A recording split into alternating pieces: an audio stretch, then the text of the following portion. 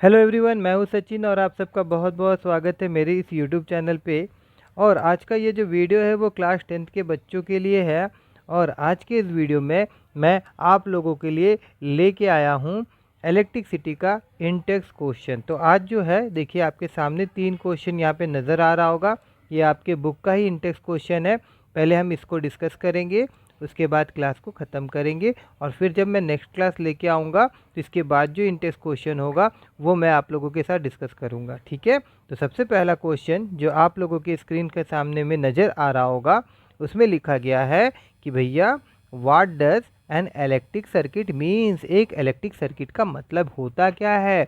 तो देखिए, अगर मैं कहूँ कि close and continuous path of electric current is known as a electric circuit, मतलब कि एक क्लोज पाथ है और उसमें अगर करंट फ्लो हो रहा है तो उस सर्किट को हम क्या कहेंगे, इलेक्ट्रिक सर्किट। तो इसको किस प्रकार से लिखना है मैं यहाँ लिख देता हूँ। क्वेश्चन नंबर 1 का आंसर इस प्रकार से रहेगा, हम लिख सकते हैं ए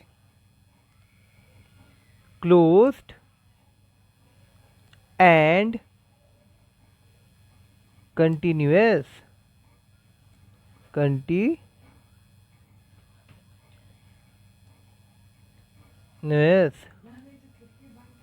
path of electric current is known as electric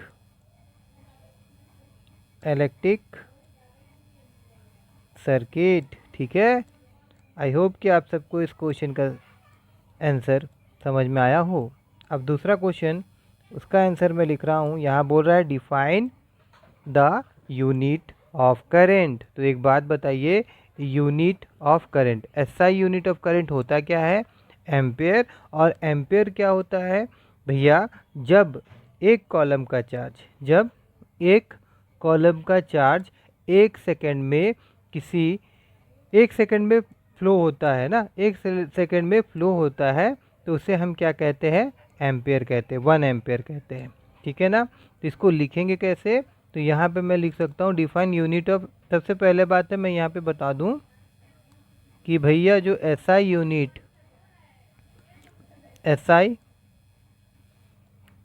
unit of electric current है, इलेक्ट्रिक करंट CURR, एक मिनट इसे मैं मिटा देता हूँ, थोड़ा अच्छा से लिखता हूँ, CURRENT, इलेक्ट्रिक करंट है, उसे हम कहते हैं AMPERE, एम्पेयर, और इसको हम लोग ए से डिनोट करते हैं। ठीक है, और अब इसे डिफाइन कैसे करेंगे, तो मैं यहाँ लिख सकता हूँ the current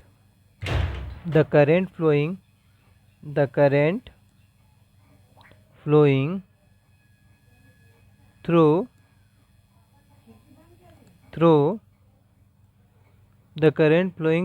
a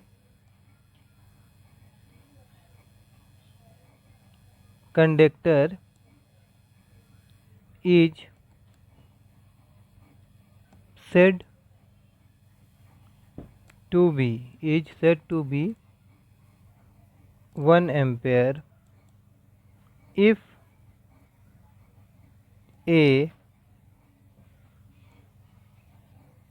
charge of 1 coulomb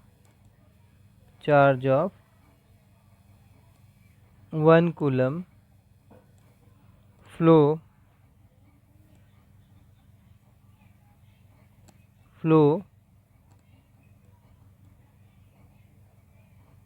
through it in 1 second,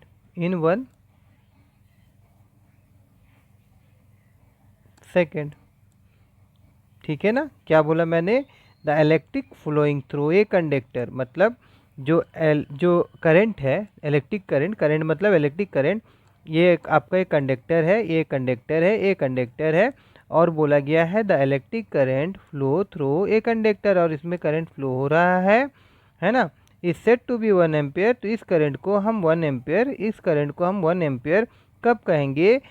अगर ये जो चार्ज है, ये जो चार्ज है, देखिए फ्लो क्या होता है, चार्ज है, ये कितना का होगा? एक 1 कूलम का होगा। क्या होगा? 1 कूलम का होगा, और ये 1 सेकंड में पार हो रहा होगा, और ये 1 सेकंड में पार हो रहा होगा, तो इसे हम क्या कहेंगे? 1 एम्पियर कहेंगे। ओके, चलिए अब लास्ट क्वेश्चन देखेंगे हम लोग। बहुत इंपॉर्टेंट क्वेश्चन है, ध्यान से देखिएगा। इसमें बोला जा रहा है calculate the number of electron consisting 1 column of charge. ठीक है, तो इसके लिए सबसे पहले आपको क्या पता होना चाहिए?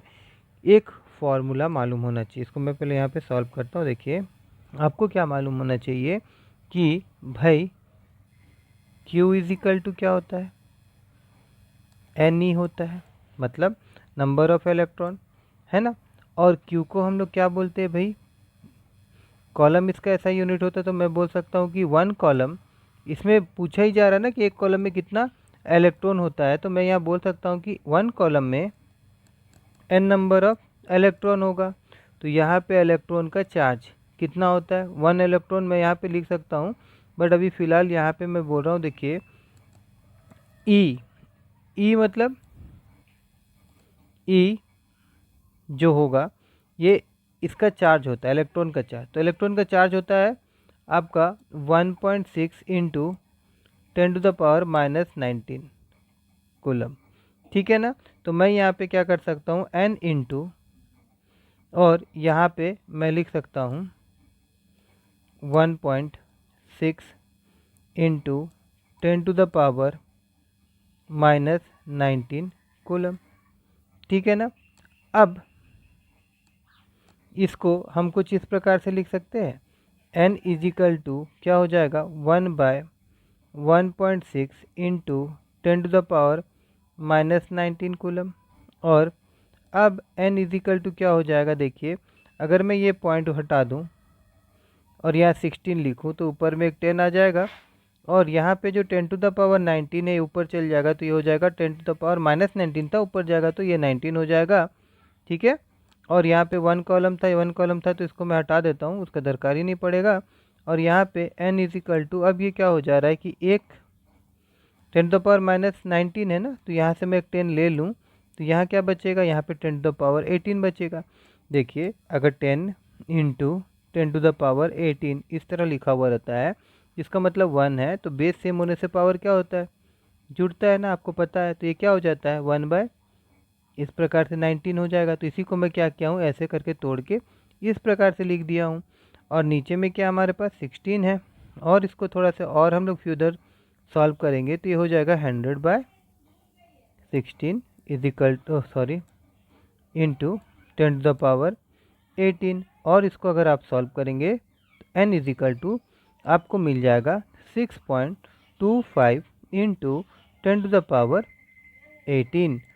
ठीक है, और ये होगा नंबर ऑफ ELECTRON, इलेक्ट्रॉन। इतना नंबर ऑफ इलेक्ट्रॉन जो है एक कॉलम में प्रेजेंट होता है। इतना आपको समझ में आया होगा। ठीक है, इसी चीज़ को आप ऐसे भी समझ सकते हैं कि जैसे कि एक इलेक्ट्रॉन में कितना चार्ज होता है, तो आपको पता है कि 1.6 इंटू 10⁻⁻19 कॉलम होता है, 19 कॉलम होता है।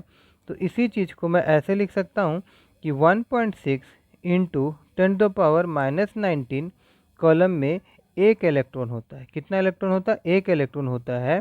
तो भाई एक कॉलम में कितना इलेक्ट्रॉन होगा? तो 1/1.6 इंटू 10⁻⁻19 इलेक्ट्रॉन होगा। और इसी को फ्यूदर हम लोग सॉल्व करेंगे तो 6.25 इंटू 10⁻18 इलेक्ट्रॉन मिलेगा। तो आप चाहे उस तरह से करिए, चाहे इस तरह से करिए, आपका आंसर इतना ही आएगा। ठीक है, तो आई होप कि आज का ये वीडियो आप लोगों को पसंद आया हो। अगर पसंद आया हो और आप चाहते हैं कि इसी तरह से मैं आप लोगों के लिए वीडियो लाता रहूं, बनाता रहूं, तो प्लीज़ प्लीज़ प्लीज़ मेरे इस वीडियो को लाइक करिएगा और मेरे चैनल को सब्सक्राइब करना मत भूलिएगा, अगर आप पहली बार मेरे इस चैनल को विज़िट कर रहे हैं तो।